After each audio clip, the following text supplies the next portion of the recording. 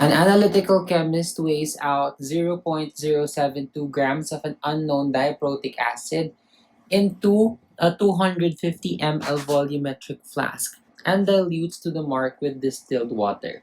He then titrates this solution with 0.1200 molar NaOH solution. When the titration reaches the equivalence point, the chemist finds he has added 8.1 ml of NaOH solution. Calculate the molar mass of the unknown acid. So this is a reaction between a diprotic acid and the base is NaOH. So let's write first the balanced chemical reaction. So 1 mole of the diprotic acid, so let's say your acid is H2A. So it's H subscript 2 because it's diprotic, so it has 2 protons. Plus 2 moles of NaOH. And your products are the salt, Na2A, plus 2 moles of water. According to the problem, 8.1 ml of the NaOH solution was used up. So 8.1 ml. First thing you need to do is to convert ml into liters.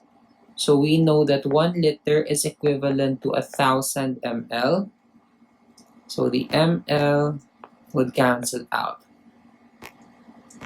And then we are given in the problem the molarity of the NaOH solution, which is 0.1200 molar.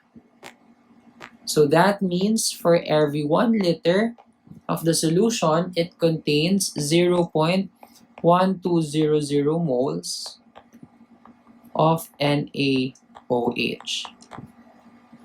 So liters cancel out. Now you have the moles of NaOH.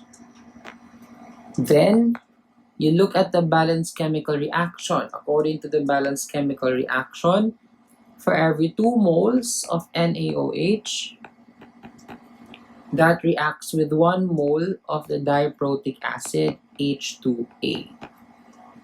So the moles of NaOH cancel, and now we can get the moles of H2A. So all you have to do is grab your calculator and calculate this. So this is 8.1 times 1 divided by 1,000 times 0.1200 divided by 1 times 1 divided by 2. And the answer for that would be 4.86 times 10 to the negative 4. And this is your moles of your diprotic acid.